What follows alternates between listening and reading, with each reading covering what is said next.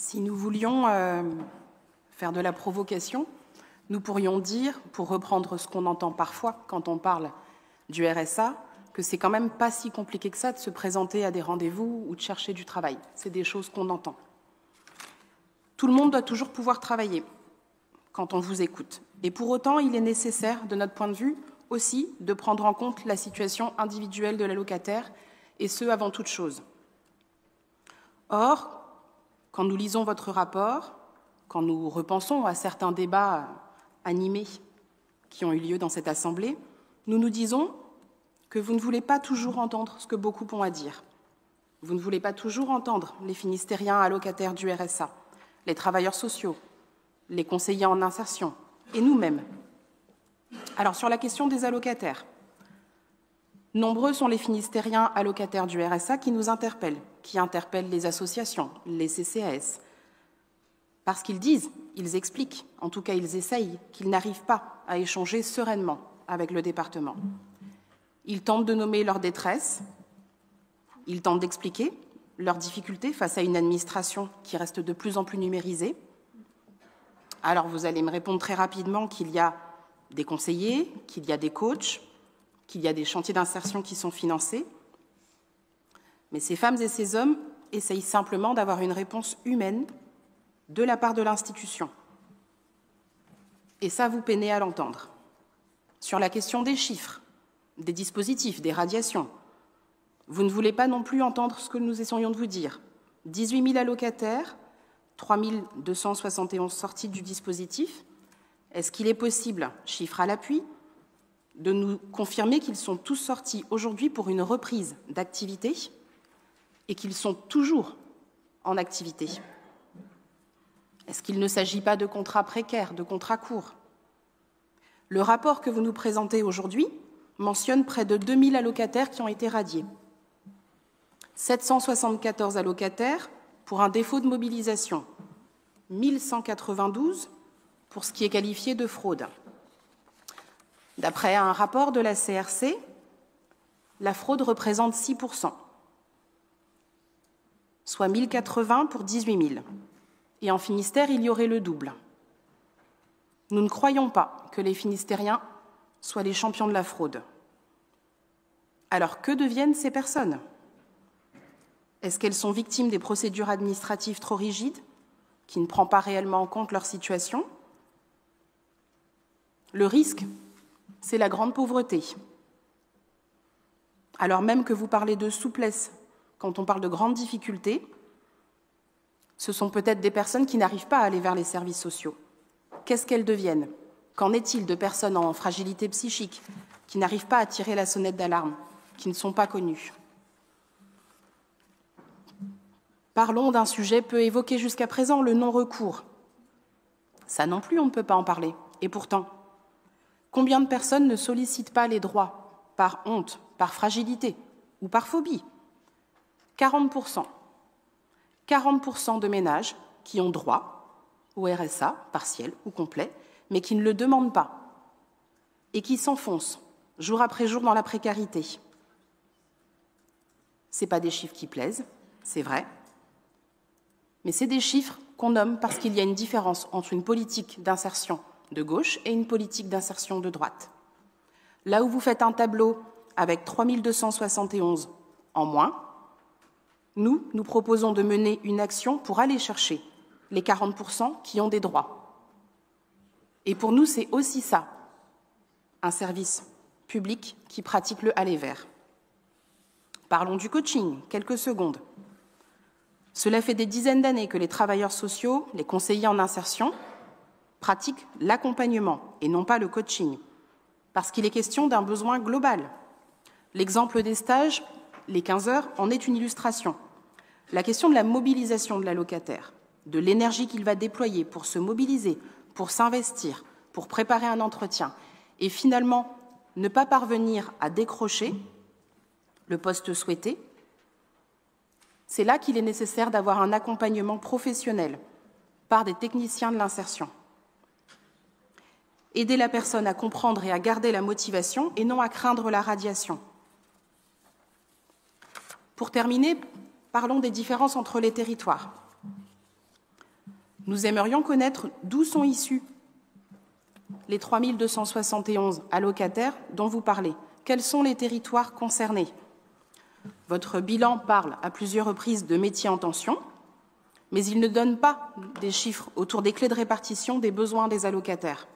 Et pourtant, un conseiller d'insertion à Brest ne travaille pas avec les mêmes partenaires que son homologue en Centre-Bretagne. La boîte à outils du travailleur en insertion n'est pas la même. De même que les besoins d'un allocataire ne sont pas les mêmes. Cela pourrait donner des réponses pour comprendre ce qui fonctionne mieux ou moins bien, intensifier ou diversifier les dispositifs. Mais pour cela, il faudrait accepter d'attendre, parce que la temporalité d'une personne en recherche d'emploi n'est pas toujours la même que la nôtre. Alors, en conclusion, vous êtes concentrés sur les chiffres, vous martelez à qui veut bien l'entendre le nombre en diminution, mais vous communiquez un peu moins ce matin sur la baisse du soutien aux missions locales, y compris pour les personnes en situation de handicap. Vous communiquez aussi moins sur les structures dont vous organisez la défaillance, avec des baisses de subventions. Permettre à chaque Finistérien de trouver ou retrouver une place dans la société, puis dans le monde du travail, c'est un modèle que nous défendons. C'est plus ambitieux qu'une politique du chiffre. Alors à présent, nous tous, nous le savons. Quand je vais éteindre mon micro, vos troupes vont riposter. Et vous n'allez pas pouvoir vous empêcher de dire à quel point il n'y avait rien avant, à quel point vous agissez. Nous ne sommes pas d'accord, mais pendant que vous vous critiquez, nous agissons.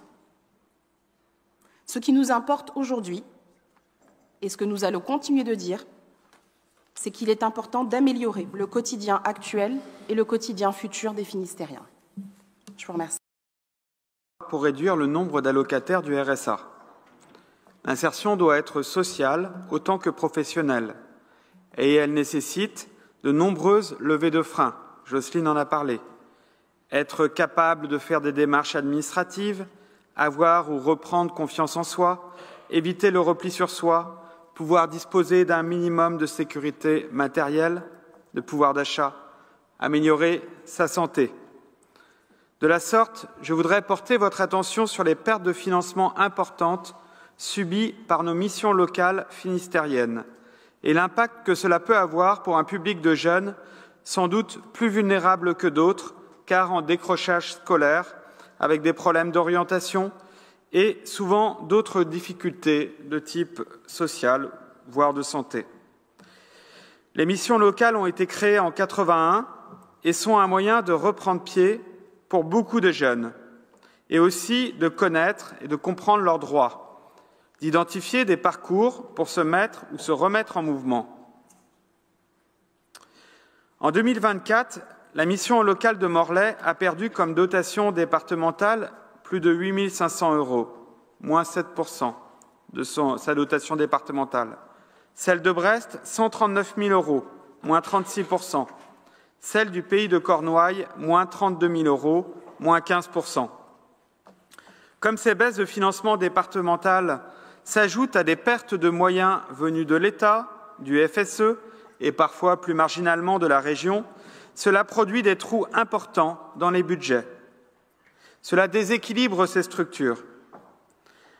Alors qu'elle a été contrainte de se séparer de 4 salariés en 2024 et qu'elle ne fonctionne plus maintenant qu'avec un travailleur social, la mission locale du Pays de Morlaix est de nouveau confrontée à une procédure d'alerte par le commissaire aux comptes touchant la capacité de l'association à poursuivre sereinement ses activités.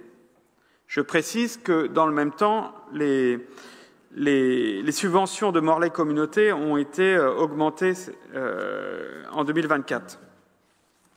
On parle d'une perte sèche de plus de 200 000 € entre les financements de 2023 et ceux estimés en 2025. Et pourtant, cette baisse significative des financements publics n'est pas corrélée, il faut le dire, à une baisse des objectifs quantifiés d'accompagnement des jeunes finistériens dont on sait que depuis la crise sanitaire notamment, du fait de la dégradation économique et sociale qui a touché de nombreuses familles, connaissent une précarité accrue. De plus en plus de jeunes sont dans une grande détresse financière et sociale, avec parfois des problèmes de santé psychologique et mentale, d'isolement, de rupture scolaire et familiale, des situations qui sont de plus en plus fréquentes. Nous devons nous en préoccuper, mettre plus de moyens dans l'insertion sociale et professionnelle des jeunes, et pas seulement pour les publics qui relèvent strictement des missions obligatoires confiées aux départements. On pense aux jeunes de l'ASE ou passés par elle, aux jeunes en dispositif MNA ou au contrat jeunes majeurs. Accompagner tous les jeunes qui en ont besoin, c'est prévenir une dégradation durable de leur situation. Nous le répétons régulièrement depuis le début de ce mandat, nous regrettons que vous restiez sourds à cette alerte. Il faut avoir une vision large et ambitieuse de l'insertion des jeunes, pas une vision boutiquière et comptable avec des ambitions à minima. Il faut consolider nos missions locales.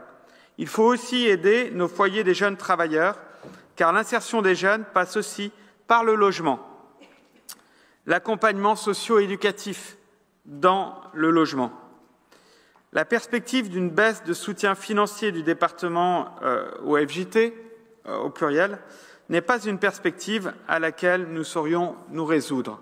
Surtout quand, dans le même temps, les moyens dévolus venant des villes pour ces foyers des jeunes travailleurs sont en augmentation pour équilibrer les budgets. Donc nous avons besoin que le département, collectivité des solidarités, réponde à l'appel sur l'insertion des jeunes dans l'ensemble des dimensions que cette expression recouvre. Je tiens tout d'abord à vous remercier, ainsi que le rédacteur de ce rapport, pour les données détaillées présentées. Elles participent, je crois, à la transparence des débats que nous appelons de nos vœux depuis plusieurs mois en commission. Monsieur le Président, permettez-moi d'exprimer ici une réelle inquiétude. Fixer un objectif chiffré de baisse du nombre d'allocataires du RSA est une approche qui me paraît dangereuse. Ramener ce nombre à 14 000 en 2025, alors même que le marché du travail ralentit et que l'horizon s'assombrit, semble davantage dicté par des impératifs politiques que par les besoins des publics concernés. Les difficultés économiques ne frappent pas seulement les allocataires, elles pèsent aussi sur les résultats des acteurs de l'emploi et de l'insertion. Alors pourquoi conditionner leurs subventions à des résultats quantitatifs, au risque de fragiliser leur action? J'ai lu dans le rapport la volonté de bienveillance face aux situations difficiles, mais je m'interroge. Un quart des personnes contactées par la cellule de remobilisation se voient suspendre le RSA, tout comme près de la moitié de celles faisant l'objet d'un contrôle par la cellule de lutte contre la fraude. Sans minimiser les obligations liées au RSA, rappelons que nombre d'allocataires vivent dans une précarité extrême, parfois marquée par la peur, la méfiance, voire l'incompréhension des démarches administratives. Une absence à un rendez-vous, un courrier non répondu sont souvent liés à des facteurs très concrets. Non-réception du courrier, problèmes de transport, surcharge mentale liée à une détresse sociale. Je pense également à celles et ceux domiciliés dans les CCAS ou hospitalisés, parfois difficiles à joindre, ou encore à ceux qui peinent à réunir les documents dans des délais trop courts, sous la menace d'une sanction. C'est ici que le droit à l'erreur doit jouer un rôle central. Peut-on attendre la même réactivité d'une personne en situation de précarité que d'une personne stable? La suspension du RSA, lorsqu'elle intervient, plonge ces allocataires dans une spirale d'exclusion, les laissant sans ressources et aggravant leur déclassement. Ce sont alors les associations qui doivent pallier ces manquements, assumant une charge qui ne devrait pas reposer sur elles.